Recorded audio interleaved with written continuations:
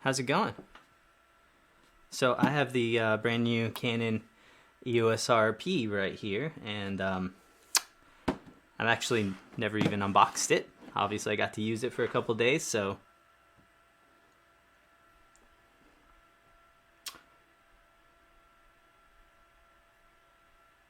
I'm not too sure if this is actually live.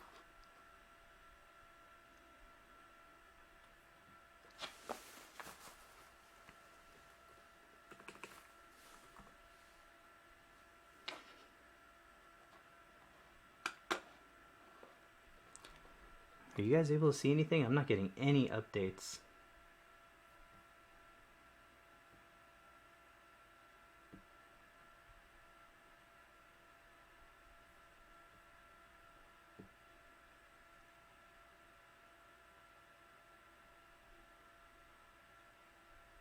Okay, I think we are live. All right, awesome. Cool. I think we are good to go. I don't know why that wasn't showing up as live on my end, but yeah, okay. So, sorry about that confusion right there. Took a little bit for that, but yeah, this is the new Canon EOS RP. And we can start talking about whatever you guys want, but I happen to have this camera in. I had the review that went live, so figured I'd take a look at this and kind of show you some stuff about it. I also have the EOS R right here if you want to do any comparisons, so we'll kind of get started in that. So I've never opened the retail box, so I'm kind of curious on what comes packaged in this. This is actually the kit with the Canon 24-105, which I've only used once. It's, I don't know, I just don't normally end up using f4 lenses, but yeah, manual, battery charger. I was actually kind of worried that they wouldn't include this. It's Sony's a7 III actually did not include a battery charger out of the box, so that was kind of weird. Closed captions. I don't know if I can enable closed captions. If I can, I'm not exactly sure how to do that. All right, let's open this up. And we have a lens case. Again, this is only if you get the kit. Lens case, lens hood, camera strap. Interesting. And the camera. So this is it right here. Let you guys look at that for now. And then the lens, and that is it. All right, so let me know too if the audio is okay. I didn't really get a chance to check it that much, but hopefully you can hear me. I got a shotgun mic right up here. That should be working. And this is the 24-105. This is the 50mm right here, so you guys can see all of this setup, but I'll go ahead and battery this in. So let me know if you guys have any questions on any of this stuff as well. I actually have some really cool stuff coming in. The reason I was late is I had like 3 boxes of stuff that had to come in, and I'm really excited about some of the components that have just come in. Also, I don't know if I can grab this real quick.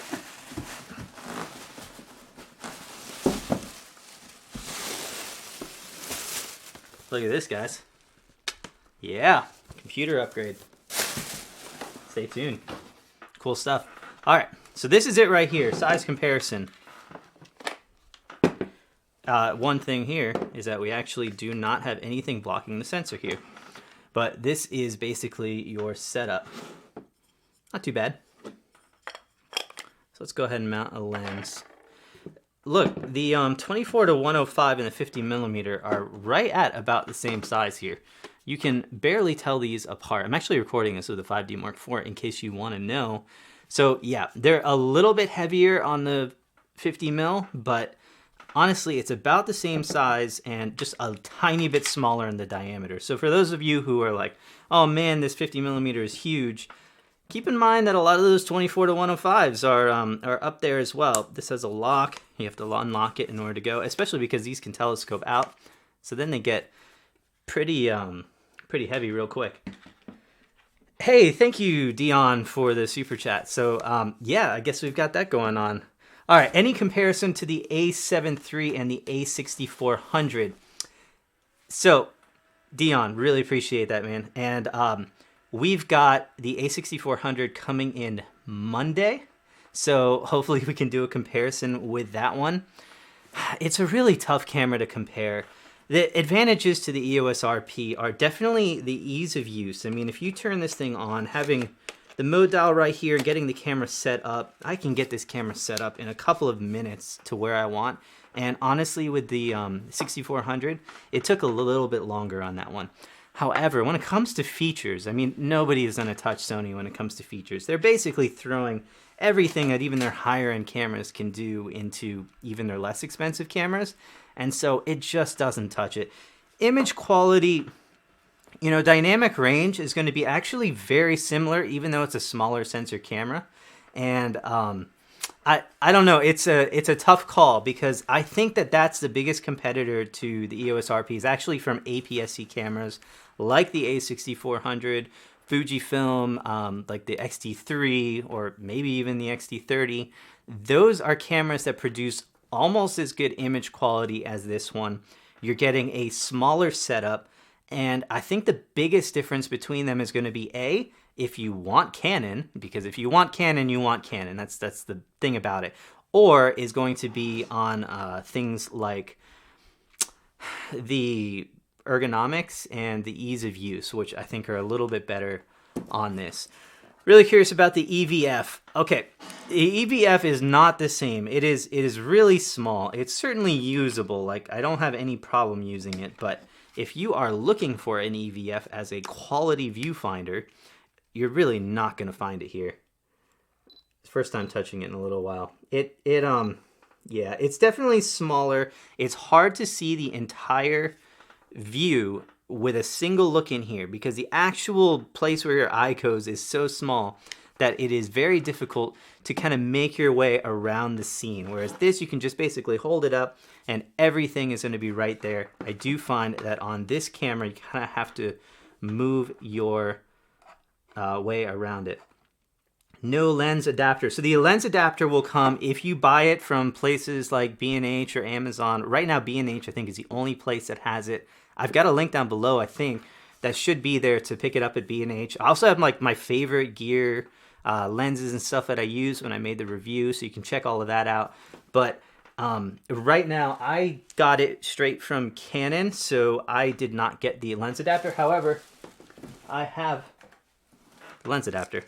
So if you get it, it will not come in the box. Most likely it will be B&H or Amazon or whatever, including it in a separate package for free. And this is what it looks like. It is very small. Here is a Canon 85. And the only thing is you got one way. There it is. All right, so this is like a Canon 85 with the adapter. It adds, I don't know, less than an inch, so it's not that bad. It's fairly lightweight. Of adapters, it's actually one of my favorite adapters because it is so light and so small. Things like the Nikon adapter, I don't know if I have it. Yeah, Nikon's adapter with this foot mount, I mean, it's just huge. This is their Z7, I believe, or the Z6. This is a Z6. The adapter is just massive. So if you got to go for an adapter, this is definitely the way to go. Is the RP worth an upgrade from the M50 for photography purposes? It is technically an upgrade. It is going full frame. The sensor is going to be an upgrade. It's not a huge one. The biggest difference for me is going to be lenses. One of the reasons that I never loved the M series of cameras, I actually have the original EOS M. My daughter uses it now. It is the very first one. And it is an okay camera, but the lenses on it are just barely okay. And there's such a limited supply, and I have no idea if Canon is going to increase or keep doing this in the future with the EOS M. So the biggest upgrade to the EOS R, the EOS RP for me is going to be lens selection, even a little bit more than image quality. I think this is going to be Canon's future, and I don't know what Canon's going to do with that. I kind of expect them almost to be able to put in this mount into those APS-C mirrorless cameras, because if you look how small this is smaller than most of those cameras already, and it has that full frame RF mount on it. So I'd have to think that they would actually do it. Hey Dan, not sure I'd pay $2,100 for the RP with a lens when I can get the A7 III for the same price. Okay, so the A7 III with the kit lens is kind of crappy. That kit lens, I tried it out originally with like the original A7. It's an okay lens. It's not as good as this. Keep that in mind when you're thinking about that. However, Tamron's 28 to 75 is actually a really good lens, gives you f2.8, constant aperture, and that is a huge advantage, both on your aperture, getting an extra stop in there, and getting the A7 III versus the EOS RP. So if you picked up a kit like that, it's gonna cost you a little bit more because I think that lens is like $700-800. So you're probably looking at $500 more. But man, you're getting a much better quality lens, a stop better, and then a really high-end full-frame camera. Rather than this, it's a little bit more appealing to your entry-level market. But yes, it is very high price once you start factoring in the lenses. Someone told me that with extension, you can't put in the battery and card. I don't have the grip extension. However, I used it, and you can access the grip and the cards with the extension. It is actually one of the best made solutions ever. It adds a little bit of flair and style to your camera. It adds a lot to the grip, and I loved it. Also, if you're doing video work, it's really nice to have the camera extended, because if you notice on this, the lens actually extends a little bit from the camera. So even with lenses like this, which is about as small as you can go, you're gonna find that tripod plates are gonna actually run into the lens if it's a longer, like a video Manfrotto tripod plate. So I actually really liked that, and that would be an unbelievable thing to get. And again, it is a huge upgrade to be able to have that for free with a lot of the kits. So that's nice. They're throwing it away for free. So again, is the RP POS from Canon? Okay, it is underwhelming. There is no doubt about it. This is an underwhelming camera when it comes to features. When I first found out about it, I was pretty disappointed. I think you have to take it in the market it's in. From picking up this camera, especially if you're a Canon user, it is going to feel like Canon. It's going to operate like Canon. It's a piece of cake to learn to use. It is a super easy camera to learn. The colors are great. The image quality, it doesn't have the best dynamic range or anything. I mean, this is a 6D Mark II sensor, which I dissed in that camera. I was not a fan of a 6D Mark II. But here, you're getting that full-frame sensor in a camera that's $500 cheap, although the camera is cheap now because it's gone on sale. That is getting that same sensor in a camera that's a lot cheaper. So I think the big question is going to be price on that one. So we'll have to see. All right, let's look through some of these. RP versus the A7. I actually commented on the A7 II in our review because the A7 II is an interesting camera, or even the A7R2 is not a whole lot more now. But the A7 II is a much better sensor. It is a full frame camera, has a lot of features on it. It's $999 right now, which is a crazy deal. And actually, I think that even includes the kit lens for $999. It's not the easiest camera to use. The focus system is, I don't know, hit and miss for me. It's not that great at tracking. It's okay at tracking. Point to point is good though, so it just kind of depends. But yeah, it's a good camera in many ways, and I think if you're going for the technology aspect of it and you want some crazy features, it's not a bad camera to get, and it's amazing to get at that price. But yeah, I don't think that the customer who's looking at the EOS RP is going to go for the A7 II. I just think they're a completely different market. Thanks for your honest answer. By the way, I love your videos, and you and the wife make a great team. Thank you so much. Really appreciate that. We've had so many reviews that come out lately. There's so many cameras, and we've had an awesome time putting out some really cool videos. And yeah, really appreciate that. Do you think Canon will eventually turn out a more modest RF lens for budget? Okay, so they announced that crazy zoom. I can't remember what it was, like an 18-200 or something like that. And I got to see it. We couldn't handle them, and it's coming out sometime in the future, and there's definitely no pricing on it. It's probably not going to be an extremely budget-friendly lens. I'm thinking because it's kind of a super zoom, you're probably looking at 600-800. I don't think that's going to be the cheap kit lens that everyone was hoping for. There is nothing like what Sony has, which is like a 28 to 70, 3.5 to 5.6 is their kit lens. I think that's it.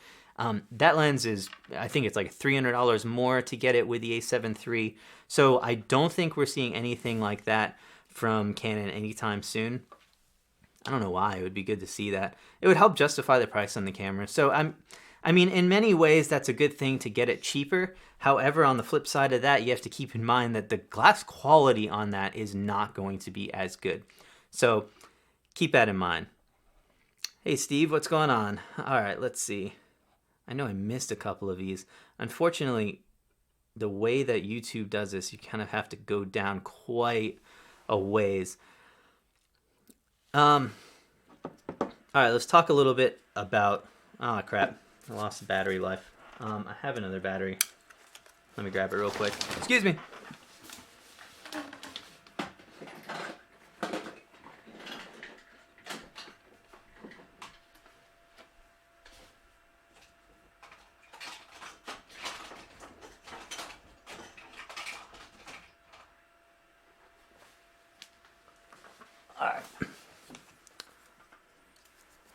All right, let's try and go up right here. Do you think Canon is going to come out with a 1DX Mark II?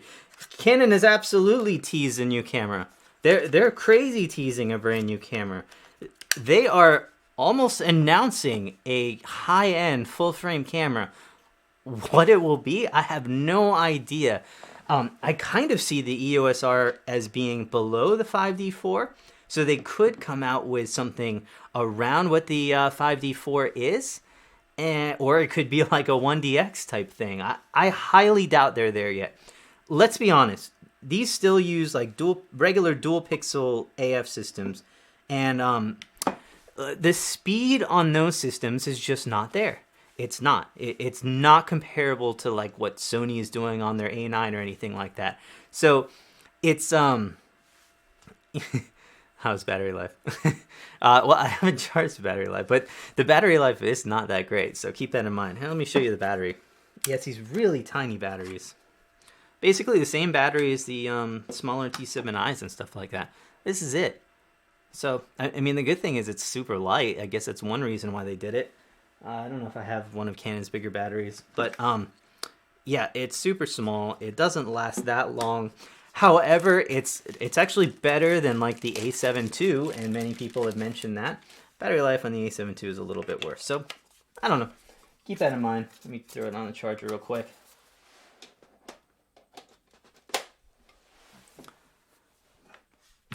Battery dead. Yeah. Sorry, Canon. This is not helping you, I'm sure. All right, let's do some comparisons.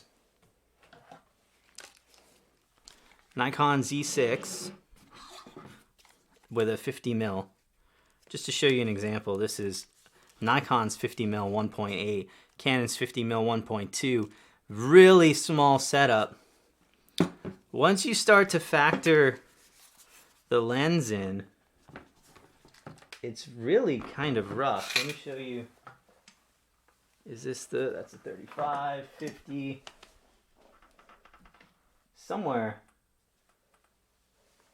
I have Nikon's 24 to 70. Man, that's another 35 too. 35. I don't know. Somewhere I have Nikon's 24 to 70. Oh, here we go. Here's Sony's 28 to 70 millimeter kit lens that comes with their A7 III if you get the cheap one. Here's an example for you. Look at that. Look at that. So if Canon is trying to sell this as a super small camera, keep in mind that your Sony, this is the Tamron 28 to 75. Lengthwise, it's a tiny bit longer. It's actually a little bit smaller in the diameter. But if you throw Sony's kit lens on this thing, look at this, guys. Which is a smaller setup right here. So, I don't know. You kind of have to take this in two ways.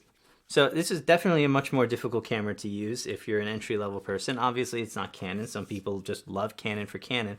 But definitely keep that in mind. How does the RF 24 to 105 f4 compare to the EF 24 to 105? Quality is a little bit better on the RF. I wouldn't call it significantly better. The new 24-105 for Canon is really good. I also like the 24-70 f4 IS with macro ability. That's a really cool lens, and it's come down a lot in price. It's an EF lens, and it is an awesome camera or camera lens, and it's great to have macro ability in there. 24-70 is really all you need. It's an f4. It's not that large, not that heavy. So that might be something worth considering as well.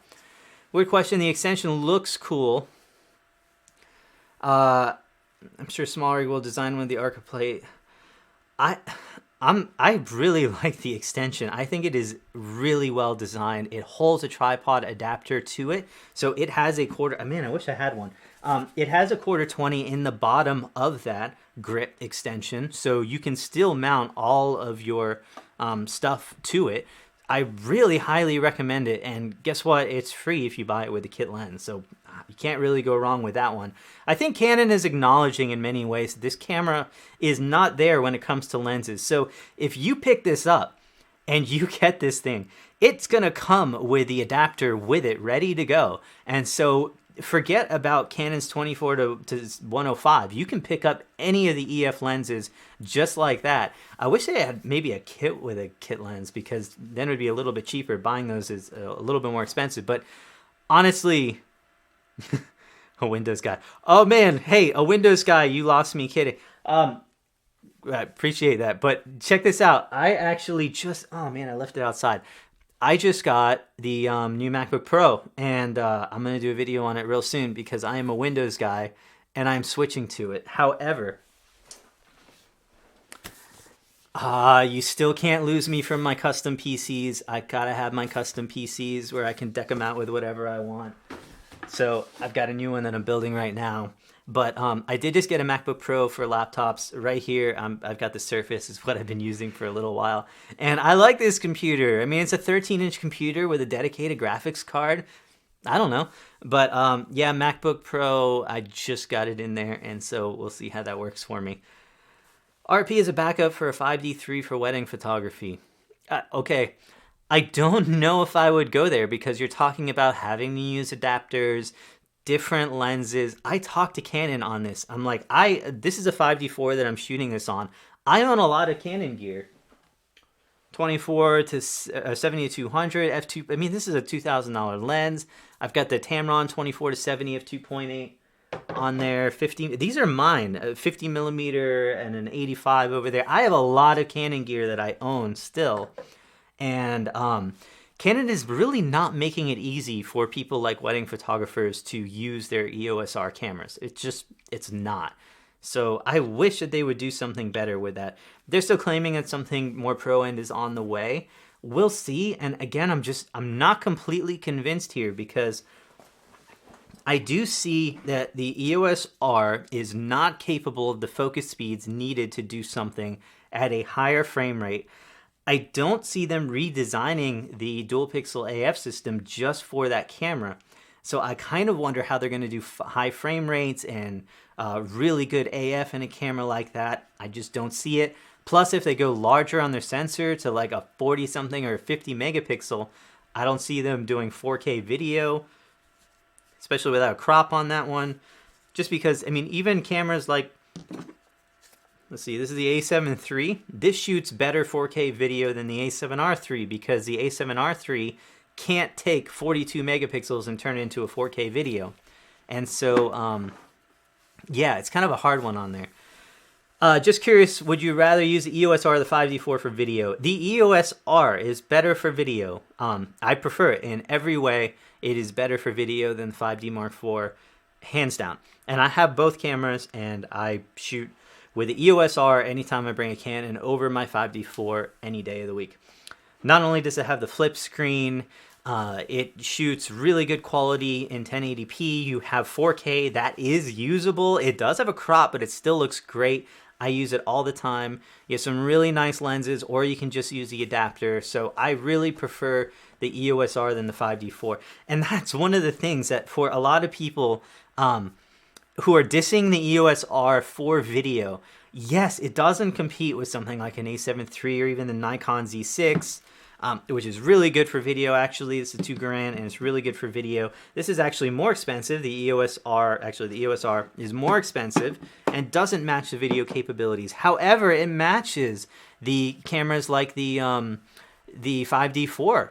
And so for video, it's better than that, and it's a whole lot cheaper than that.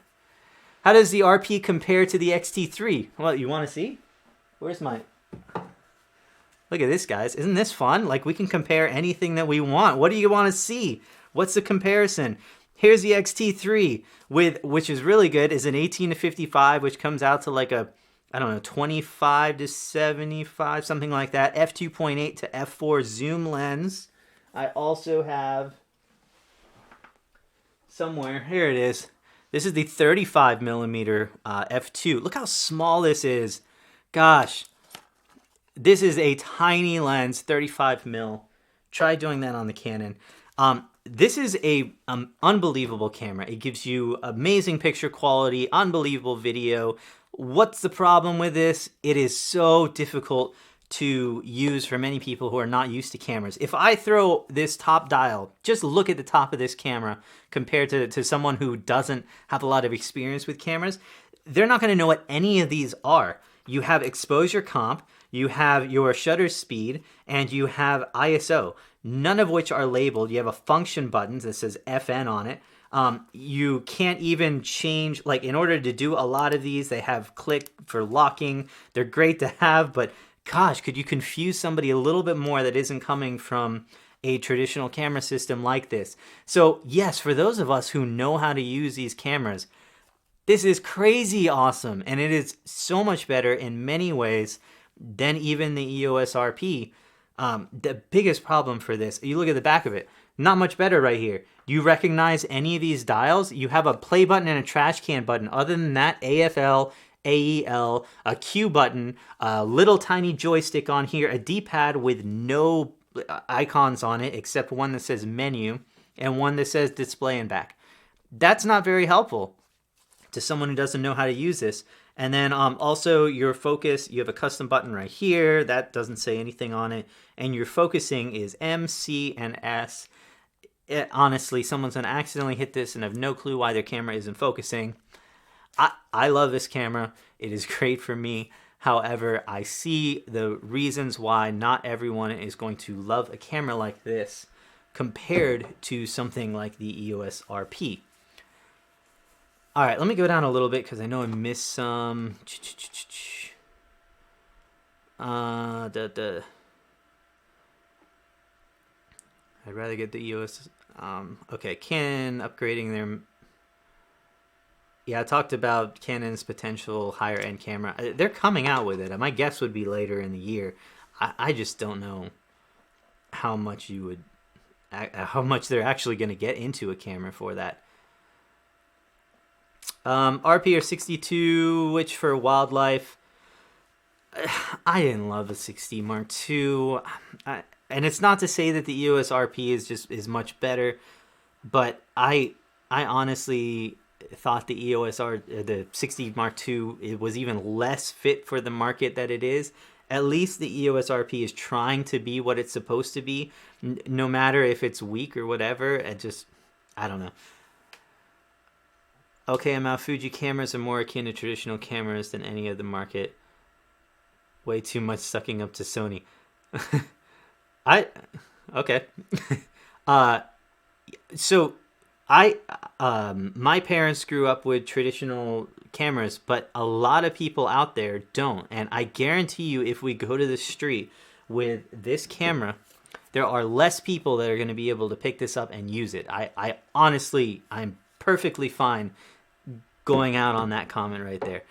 I guarantee it. Yes, Fuji and Sony are different users. Like I said, I am more likely to use the Fuji and the Sony than the EOS RP for my use. I don't think there's any reason I would choose the EOS. If I have all these cameras, and I do, and I'm going out for a shoot, guess what one I'm probably not going to pick? The EOS RP. There might be, if I'm recording 1080p video, there's a chance I'll take the EOS R with me, and then anything for 4K. I'm either going to take the A7 III, the Nikon Z6, or the XT3. And those are my three choices right there. The RP is restricted to a 4,000th of a shutter speed. Can you go higher when you switch to electronic shutter? Honestly, you're not going to want to shoot electronic shutter on these unless you're shooting like on a tripod of landscape, maybe. But at that time, you're probably not shooting with super wide apertures, and so most likely 1/4000th is not going to be a problem. The electronic shutters on these are going to show motion blur. It's just the way that it is. Every camera except the A9 is going to do that. And so, yeah. Hey, do you have a chance to use the 35 1.8 macro? If you watched our RP video, all the video was shot on the 35 1.8 macro. I love that lens. It's a compact lens. It's under $500. It's great. Optical quality on it, I'm going to agree. And honestly, I used it when we were shooting our main video and I was having focus issues on it. Now, I had rented that lens myself. So unless a rental company that I rented it from provided a bad copy of the lens, but I was getting some focus shift on it. So I'm not sure that it is the best lens, but I love the focal length. I love the macro ability. It's not quite 1:1 macro, but it gives you a little bit more macro.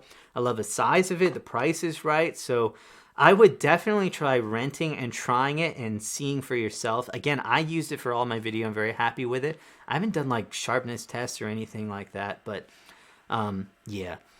Is there a legitimate reason they're lagging behind besides money? Canon recently has been designing cameras almost like they're from a boardroom. They're trying to ease in their cameras into different places in the market. And because of that, they're really fine-tuning the features that they include to make that happen. So for example, they didn't want to get rid of their 6D Mark II. They don't want to get rid of their EOS R. They don't want to get rid of their 5D4. They had to position the EOS R in between the 6D Mark II and the 5D4, which is a balancing act. In one way, they kind of did really well. On the other side, they couldn't make it better than the 5D Mark IV. It has the same sensor as the 5D Mark IV. It shoots better video than the 5D Mark IV. If they made it shoot 8 frames per second or put dual card slots, they would abandon that camera. It's a shame they're operating like that, but that's the reason they're doing it. So I don't think it's to make more money necessarily. It's to keep as many products in their line as they can possibly do. However, I really believe that that means that if we start seeing lower end cameras from Canon, expect them to be very limited. Like if we see an APS-C version of the EOS R series, I don't expect it to shoot 4K without a crop or even an additional crop. I don't see it being able to do more than these cameras, even though other manufacturers can do it. Like the X-T3 can shoot 4K at 60. I don't expect to see the an APS-C version shoot 4K, maybe not 4K at all with dual pixel autofocus. So keep that in mind. Because Canon has limited things so much with the EOS R and the EOS RP, I'm really concerned that their less expensive cameras are going to be very limited. If I have $1,400, what's the best camera for stills? This Sony a6400, if you don't mind learning a camera a little bit, is probably the favorite. Second choices would be the X-T30 that just came out from Fuji. I like the camera a lot. What I don't like is that you're stuck in an ecosystem that's not as widely adopted, so less people have Fujifilm cameras. There's no full frame upgrade option for you, and so once you get the X-T30, you have one upgrade, but you can never go full frame, and I'm just a huge fan of full frame cameras. So the A6400, and that's probably your best bet. The Canon T7i, I don't know, it's a good camera if you want something easy to use that you don't have to pick up and learn really quick, but the A6400 is going to be the best, and you can get some cool lenses for that. Someone asked, how many SD cards have you had fail during a shoot? How long have I been going? I don't know. All right, 34. Wow, it's been a long time. Good fun. All right, how many SD cards have you had failed during a paid shoot? 2. And only one failed to where it would be a problem getting the images out. I might have been able to pay someone to rescue them, but I didn't have to because I had 2 cards in the camera. But basically, it stopped writing, and was almost impossible to save cards or pictures to the card. It might have read fine. I don't know. I threw the card away. It turned out to be a fake card that I had purchased from Amazon, sold by Amazon, checked out. It is a SanDisk. It's supposed to be a SanDisk Extreme, which is the best cards on the other one. The other one was a format error that happened. And this is also a thing that you have to keep in mind. The card is technically still good, but I have to reformat it now because it's giving me an error.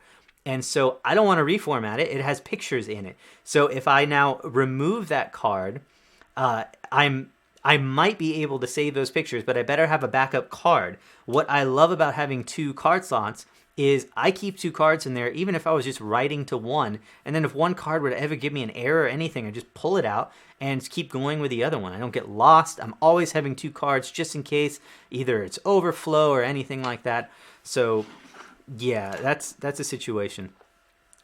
Okay, weird question. Do you recommend investing in the Canon ecosystem or Sony if you're doing hybrid photography and videography? If you're not obsessed with Canon right now, Sony's doing a lot more with their ecosystem and is probably going to be developing a lot faster than Canon is doing. Canon has just released these 2 cameras on here. I kind of expect to see another mid-range to upper-range APS-C camera from Sony in the next couple of months. We'll probably have a new full-frame camera on the way. So I'd say Sony's probably a safer option. They're not as easy to use. Their lenses are, I don't know, they have some good lenses on there, but you kind of have to search for the best ones. I've got some lists of my favorite gear for those cameras that you can check out. So, yeah. Can you put the Fuji next to the EOS RP for a size comparison? Let's do this. Check that out. Huge difference right there. Let me try and get these even. All right. See that? No comparison. Fuji is way smaller, and this is basically a 24 to 70-ish f2.8 to f4, and it is a much smaller camera on there, and you're almost getting a stop better on the wide end, which basically makes up for it being APS-C versus a full frame. In fact, if you got, they have a 24 to 70 equivalent f2.8 constant lens, a little bit more, but still less than this with the f4 lens. And you're talking about the one-stop advantage there with an f2.8. You've basically made up the difference in quality. So if you're not getting f2.8 glass, you might want to consider, especially in zoom lenses, you might want to consider an APS-C camera like that or the a6400. Again, I have the a6400 coming in next week. Have I reviewed the XT30 yet? I actually shot a bunch of stuff for the review. I haven't gotten around to edit it because we've been going on so many of these trips. But I hope to do that really soon. All right, sensor tech will be the core problem for Canon. Yes and no. I mean, from a technical perspective, it makes us get way less excited about it. In the end, the way that we edit our images, I'm usually not pulling the shadows to 100% and dimming the highlights down to 100% and normalizing everything for 16 stops of dynamic range or whatever they can produce. That's not the way I'm editing most of the time, and so I don't know. It's worse on paper for sure. There are situations where you want to lift the shadows and they get up a little bit noisy in the Canon cameras. However, in most things, especially like portraits, I find that the Sony, even the EOS RP with that 62 sensor is probably better or just as good as full frame sensors that are better in technology. All right, let's see. With image stabilization, only reason I thought about the RP is a vacation camera, small size, with a 35 1.8 with image stabilization. Do you think you can take it around at night around town or use a portrait with the 85? The 35 is a great focal length for vacations. You can shoot just about anything on a 35. So it's a good option. Hey, my wife is in here. Missed that one. All right. She's at Disney World right now. Must be nice. Which one of these is better, full frame or crop? I mean, full frame produces better image quality.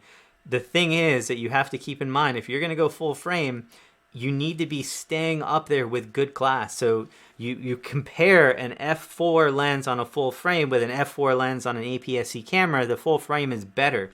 If you compare a full frame with an f2.8 lens and a APS-C with an f2.8 lens, the full frame is going to be better. However, when you start factoring in pricing, usually a full frame and an f4 lens is more expensive than an APS-C and a 2.8 lens. So in that standpoint, it's not a whole lot of advantage to a full frame. Sally and Dan, your channel's amazing. Always watch your videos when new gear comes out. Thank you so much, Dimitri. Awesome. All right. Thought about the A6400. Problem for me is lack of affordable teleglass APS-C for birds. So you have to spend $2,700 on the 100 to 400. Yeah, I wish Sony had a better option there. Sigma has a 100 to 400 under $1,000. I think it's like $700 to $900, somewhere in that range. You could try that with the MC11 adapter. It might be pretty good, but that's going to be a weakness on that, is Sony's lenses for that. All right, current ADD user. Is this enough of an upgrade to consider? Not really. The big move is if you want to go mirrorless. If you find yourself always using the ADD has it still has dual pixel and everything like that. So no, it's probably not time to upgrade from the ADD. I think that you're going to be pretty good with that camera for a little while. That's kind of the weakness for that, is that yes, you're getting better with the full frame sensor and everything like that, but the ADD had a pretty good sensor on it. You're not getting an upgrade in resolution, and so I don't know, it probably doesn't make sense upgrading. However, if you were to start out buying one, you might choose the RP over the ADD, but I certainly wouldn't sell it for that. All right, which one? Read that one. Isn't APS-C aperture not what's stated f2.8 crop? Okay. This is kind of a difficult one. There's a school of thought that you should multiply.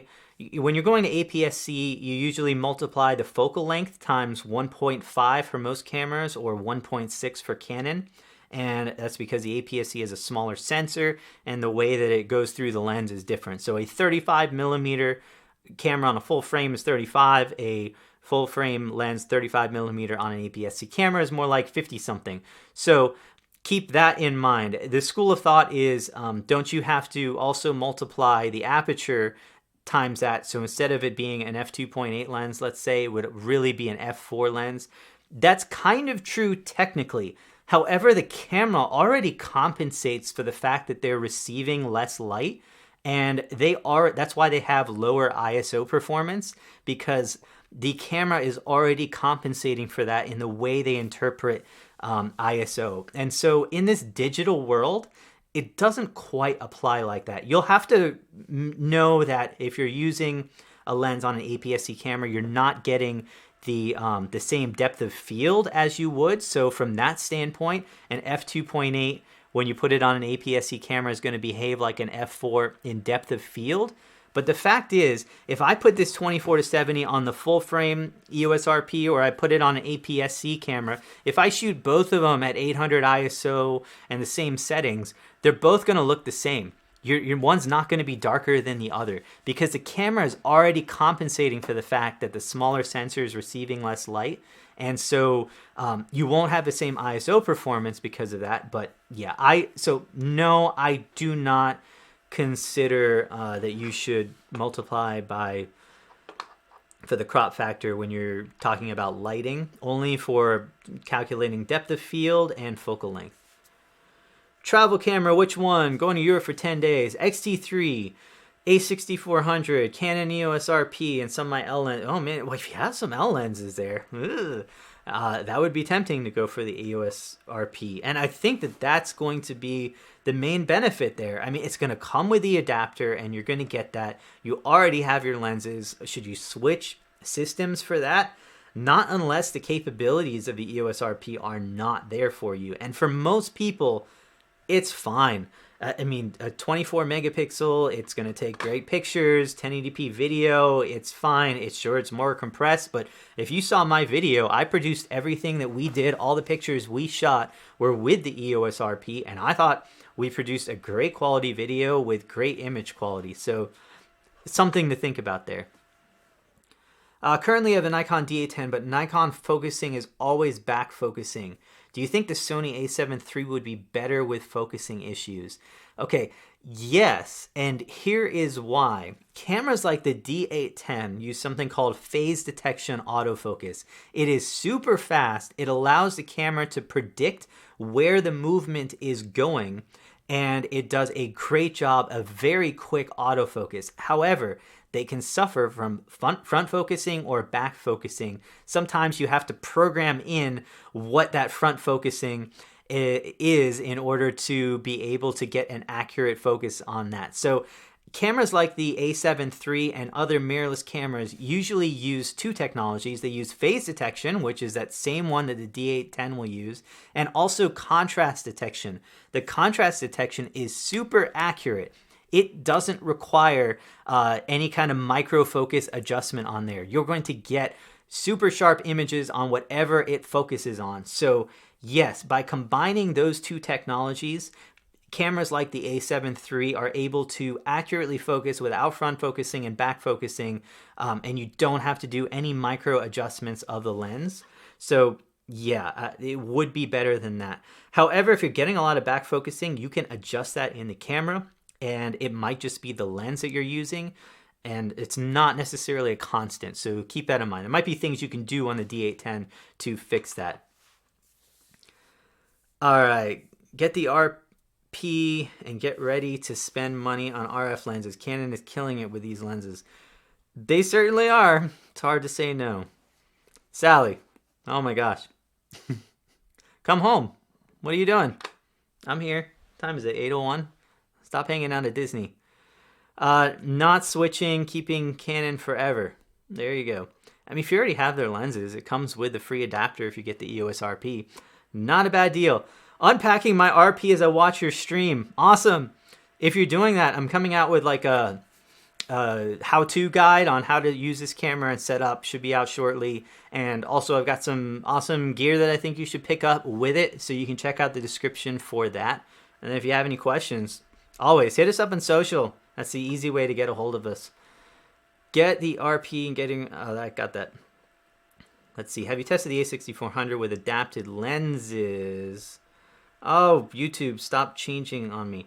Okay. I have not tested the 6400 yet with the adapted lenses. However, the camera's coming in on Monday, so get ready. But I expect it to work as good, if not better, than cameras like the a7 III, which is going to mean it's going to be very lens dependent, and it's going to work way better for photos than videos. The problem with adapted lenses is always when you get into video that they're going to suffer. In photo mode, some of them pull off very well. How many batteries do I need a day of shooting casual photos and HD video? 2. I'd say 2 would be fine. If you are shooting all day long, maybe 3. Like if I was shooting an event or something like that, I might go with 3. I would probably buy 4 and go through 3 batteries. But I think for an average casual shooting day, you're going to go through 1 to 2 depending on the day. Would you use the RP on a paid portrait shoot? Yeah, I wouldn't have any problem with it. I mean, it's going to be better than cameras like the 80D, and a lot of people use it. I've used those on portrait shoots before. There are better cameras on the market for something like that, but there's certainly nothing wrong with it. A portrait shoot is something you can always redo if something happened in the weird case that a card went bad or something like that. So I think it's fine. Pair it with some good lenses, though, because that's going to matter a lot more than that. Can't wait. I got 8 lenses to slap on it. Nice. You're way better off than me. I only have like 2. All right. How many battery? I got that one. Thanks. You helped me out a lot. Awesome. Let's see. 7200 2.8 is a dream. Yeah. This lens is an amazing lens. One of my favorite lenses of all time. And this is the Mark II. I think it came out with a Mark III, but really the only difference is a coating on the front. So keep that in mind. The EOS R focusing problem from Chris and Jordan at DP Review. Have you seen them? I only had focusing issues with the 35mm f1.8 macro lens. I don't know if that was the lens they were using, but I've had some issues with that lens particularly. I haven't had any issues at all with any of the other ones. Sorry, one quick. Need a little bit of water. All right. 24 to 105, a good lens to start with. Or would I be better with a 24 to 70? 24 to 105 is good. If you need an f2.8, which I really like using, then you'd have to go with a 24 to 70, or look at Canon's 24 to 70 f4 macro lens, which is a great lens, and I don't know what they're priced at right now. Might be a good, I guess I can check that out. It's really a solid lens. I checked it out a while back. I did a review I'd probably be ashamed of now because it's been so long. All right. So it is IS, which is nice. It's $900. It's up there a little bit, but it does give you image stabilization built into the lens, and you do have, this is stabilized though, and you do have a kind of a macro ability. It's not full 101 macro, but it's not bad a lot. All right, I'm in the RRP. Grip is awesome. Yeah, did you get the extra grip extension on that, or are you talking just in general? But the feel of Canon cameras, look, it's one of the best feeling grips in the market. The ergonomics on these are great. You can't, there's something to be said for that. And while it doesn't matter when you don't use the camera, after you start using the camera for a while, it matters a lot. 80D or 77D? 77D in most cases, unless it's like really close in price, there's no image quality advantage, so I would spend the money on lenses. What do Canon have to come out with mirrorless to compete? Yeah, Canon's not trying to compete with other brands. They're trying not to compete with themselves. That's really a little bit more of what they're doing. Or they're competing in different areas. So rather than compete, like, let's take this for example. This is a great question, actually. EOS RP, they couldn't compete on specs with something like an A7 III, especially because the EOS R already came out and that didn't do it. So what is Canon going to come out with that's going to do better than that? So what they did is it came out with an entry-level camera that didn't have to compete on specs because it is way less expensive and can really do something that the others can't do because it's super tiny and it's really easy to use. And so they kind of put it in a different market. So that's really what Canon is doing here more than anything else. Missed my question. Can you mount Sigma art lenses on the EOS RP? Yeah, sorry about missing your question. Sometimes they get thrown around, and the only ones that like show up all the time are the super chat stuff. Those are what YouTube keeps up there. All other stuff gets thrown. Yes, you can use Sigma art lenses on the Canon EOS RP. They do work, and the Canon EOS R, they do work just fine, and I haven't had any problem with them at all. It actually works better than using like a Canon or Sigma lens on a Sony with the MC11 adapter. And so that's one thing, is that an adapted Canon EOS RP or Canon mirrorless camera is going to have way more lenses available with full functionality than Sony does, because even though the Sony can use Canon lenses and Sigma lenses, it does so with restrictions, especially when it comes to video. Your take on the RP for someone who does not shoot video and not an action shooter? That's who it's for. I mean, in many ways, you kind of think of it as super limited. Like, it only shoots 3 frames per second in servo. A lot of people don't need more than 3 frames per second servo, and it's 1080p in slightly compressed video format, but for a lot of people 1080p is probably fine, and the compression is not a problem because it keeps the file sizes down.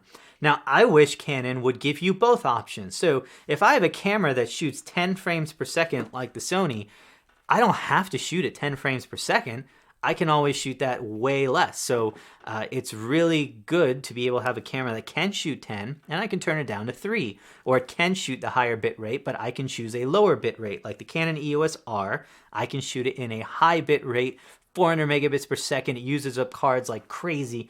Or I can shoot it in a lower bit rate option. So that is a good option. I wish they had done that. But if you're not in that situation where you need that, then yeah, it's probably absolutely fine for you. Does the RP sensor attract dust like a magnet like my old A7 III? Yes. Yeah. Any mirrorless camera other than the EOS R is going to get dust on it. They couldn't get it because the EOS R is actually like a secondary shutter. It's not the shutter that's taking the pictures, it's a secondary one. So I get that they couldn't really fit it, and probably a price thing as well.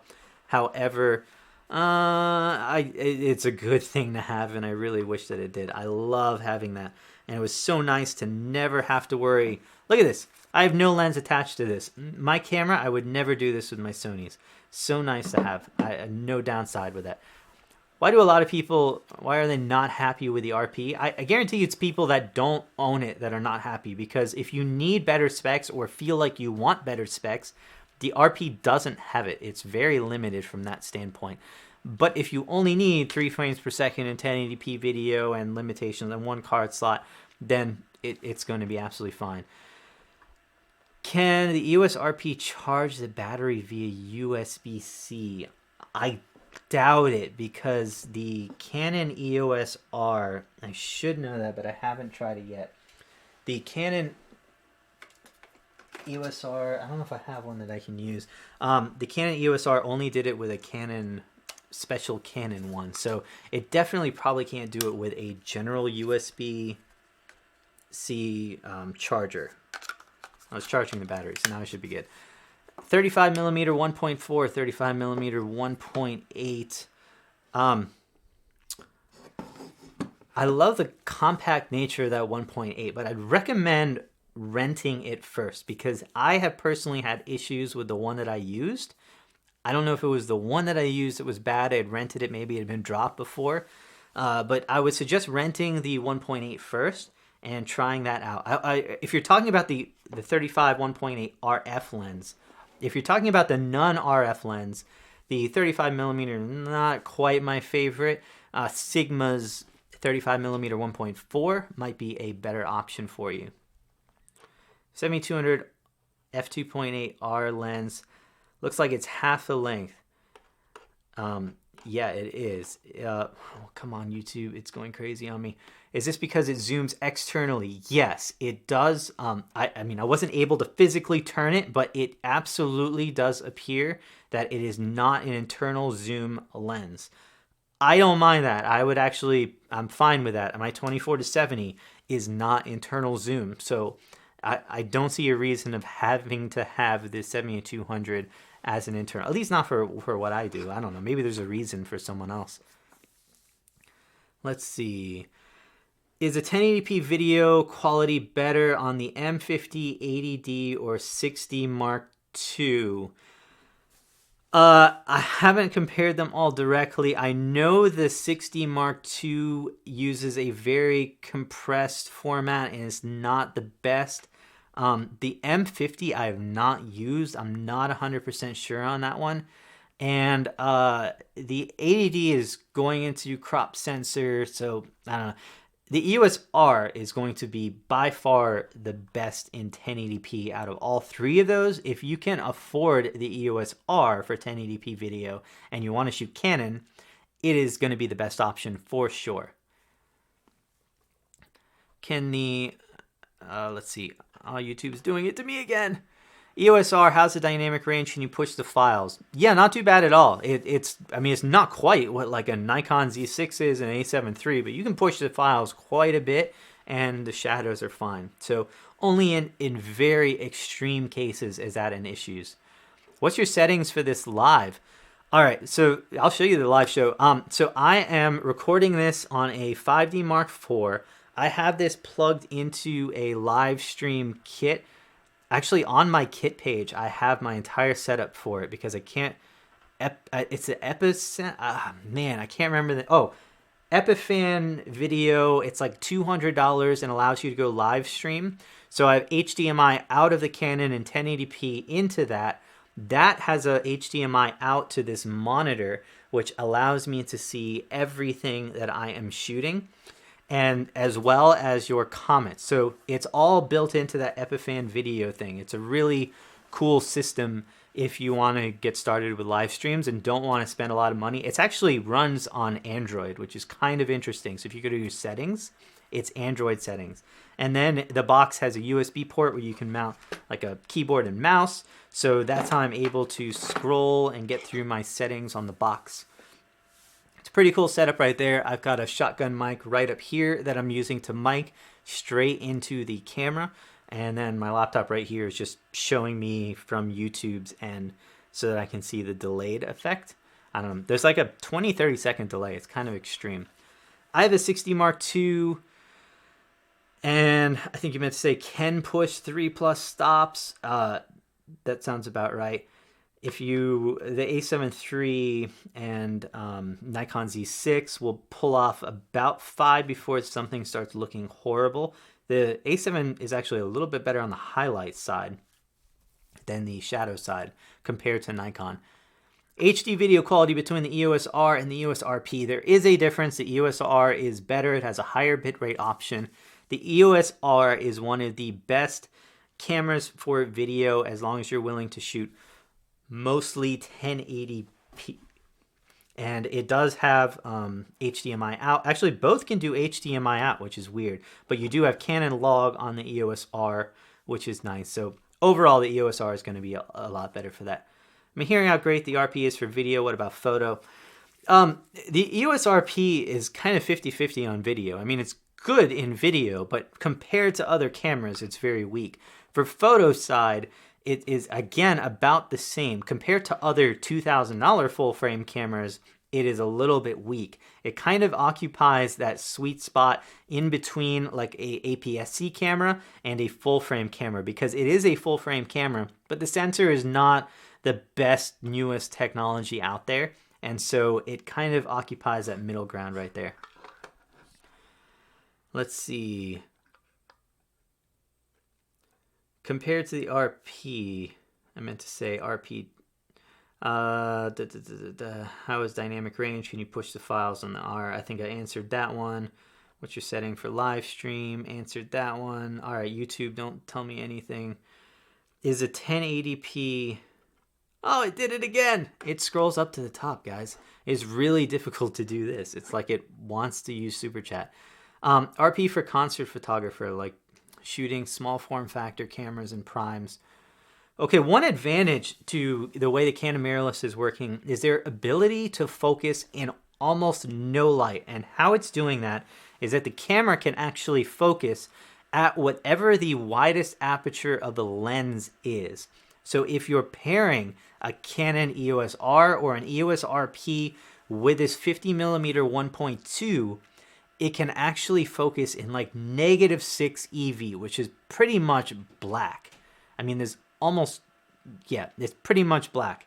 So really it can record in just about anything. So something to consider right there.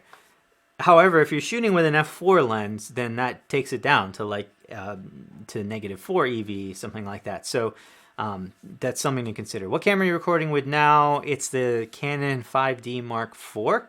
And the real reason I'm using that is so that I can show you all of these other cameras so that we can compare them to. I don't think anyone is asking me to compare with the 5D Mark IV, so I figured that would be it.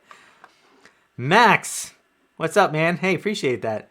If you want to follow someone who knows their crap, Max. Dude, and thanks for helping me with my computer stuff.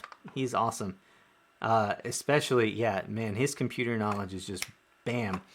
I need him to come over so that he can help me build it, because I'm probably not going to be the best at that. I'm definitely not making a video on building a PC. You can leave that to Max. He's way better at that than me. All right, well, you comparing the EOS R to the Nikon Z.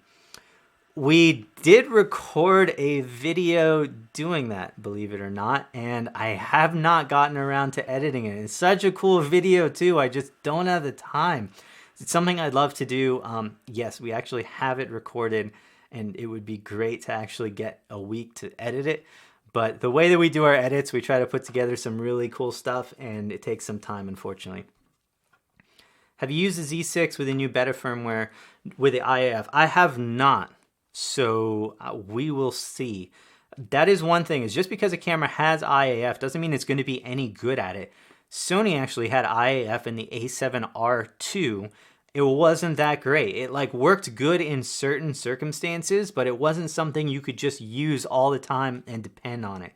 Whereas like right now in the beta firmware for the A9, you can basically use the eye autofocus in sports. It's insane. I mean, you have things like the ability to even shoot birds and get eye detection on there. It's pretty freaking insane. All right, can't wait to shoot. That's doing it to me again. Can't wait to shoot eye focus with the Sigma 35 1.4. Often misses. Yeah. So Canon's eye autofocus is good, not great. Basically, in the new EOS RP, and it's coming soon to the EOS R to be able to work in continuous. It works very well as long as you're fairly close to your subject. So like within 5 to 7, I mean, it depends on the lens you're shooting with, but reasonably close. So that's something to consider there. It's still here. Yeah, I can't believe I'm still recording this. We probably need to start wrapping things up. It's been like an hour. That was way longer than I thought, but you guys keep asking questions, so I keep throwing around these on here. Do you think Canon will release an update to shoot 24 in HD? Man, I can't. That is the one thing that's like, what the crap? It doesn't make sense to me at all. I mean, it shoots 25p in PAL. I have no idea why they did that. It doesn't even seem like it should be a limitation based on trying to make it a more beginner camera. I don't understand that at all. At the same time, I don't see them doing that. I mean, that's not the kind of decision that they made lightly. That's the kind of decision that they thought about and intentionally left out, I would have to imagine. So I just don't really see how that would be doing it. All right, someone asked about the mic. This is the ME66 by Sennheiser. It's an older shotgun mic. They're right around that $350 to $500 range, but it works pretty well. All right. Please post the EOS R versus Z. Man, appreciate that, Rick. Thank you so much. Awesome super chat right there. Oh, man, we really appreciate it. Oh, Sally's going to like it. We can go out to dinner or something like that. Appreciate that, guys. So, yes, it is very difficult to get those out. They take a lot of time to produce. The little things help like that because, you know, most of this stuff is not paid for. And so these videos are just things that we're doing in some spare time. When you say close, physical distance, focal length to subject, IAF. Okay, so I was shooting with a 50 millimeter, and I would say it's about 7 feet away. So like a body shot between stomach and head is going to be about what you're going to have to be at. You're not going to do a full body portrait with IAF. So more of a headshot. Steve, love the beard. Thanks, man. Let's see. Do you think Canon will release an update? Got that one. Got that one. Check. Small rig for the A6400. That was to max. Would that make it a good choice? Oh, YouTube did it again. I was just reading the comment and then shifted up. Would that make a good choice for astrophotography? Canon is probably not my first choice for astro, just because you want some really clean shadows, and if there's anywhere where the Canon sensor doesn't do as good of a job, it's going to be in those shadows areas. So probably Sony Nikon would be a little bit better choice for that one. So, all right, guys, I'm going to go ahead and start wrapping things up. Really appreciate you guys being a part of this. So it's really cool. I'd like to do a lot more of these live shows. They take a little bit to set up. Sorry about being a little bit late on that one, but really appreciate it, guys. So thank you so much. We're going to have some fun stuff on this. I'm also really excited to show you some new computer stuff that I have on the way. But yeah, thank you guys so much for watching. Keep up with me on social. I'm there all the time, write me. You can send me messages on there at Learning Cameras on Facebook and also on Instagram. That's where I'm at the most. I'm on Twitter as well. I'm just not on there that much. I tend to use Twitter when Instagram is down as like, hey, what is Instagram down? Something like that. Someone asked real quickly about the Sony A7. I have that right here. It's a camera I've been using as my main camera for a while. This is a crappy lens for it, but paired with this Tamron 28-70, this is a really cool kit for well under $3,000. And yeah, it's hard to compete with a setup like that. So, had issues with Astro due to the crappy LCD on the A7 III. Couldn't see the smaller stars. Yeah, I don't think that Canon is going to be a whole lot better. I mean, Canon makes great screens. The EOS RP is not that great compared to it. You might try something like this. So this is the new, crap, what's it called? Shinobi. I completely went mind blank right there. The new Shinobi monitor from Atomos, and it's really cool, right in that $300 range. Amazing quality. You can use this for just about anything. So you might want to look at something like this and HDMI out from the camera into that. I'll give you some really cool results. Plus you get focus peaking on there. You can see noise levels. You get vector scopes. You can see all kinds of different things. So yeah. Use magnify mode, that's also an option. I did do some astro shooting with the A7 III and it worked pretty well. Thanks, Craig. Really appreciate that, man. All right, would you recommend the RP kit or EF lenses? The RP kit, it's hard to beat with the prices on there. Let me look at what they're selling as. $2,200, right? Canon EOS RP. I have links in the description for both the camera because it just went live today. You can actually purchase it right now, and it's saying in stock, man, from $23.99 to $21.99, so it's $200 off, and it includes a free adapter and your choice of an additional free item, which I would probably make the grip. I mean, that's pretty rare for that kind of a deal to come out. It kind of reminds me of like Samsung phones where they give away headphones and that kind of stuff at launch. Not used to seeing this on a camera. Usually they're just priced full price and everything like that. So it's not a bad kit, especially if you already own the any Canon lenses. It might not be a bad thing to go with that because you're really getting the, how much is that? So the lens is coming out to $900 as an add-on, but that lens by itself, 5RF, is like $1,200, I think. It's really expensive. Man, my internet's slow because of this stream. It's not even coming up. But yeah, it's a very expensive lens that you're getting with it. It's overpriced, but it might be a decent option to get it with a kit. Especially because there isn't an EF lens that I just love instead of this 24-105. Like Tamron has this 28-75 that I love for the Sony. Canon doesn't really have that. So the other ones that I love, like the 24-70 f4 IS with macro, that's about the same price. It's a $900 lens. So no big advantage on that one. So, all right, guys. Thank you guys so much for watching. We're going to wrap that one up. Really appreciate it. Stay tuned. Some really cool stuff. And again, hit me up on social or something. Let's say hi. All right, guys. Thanks.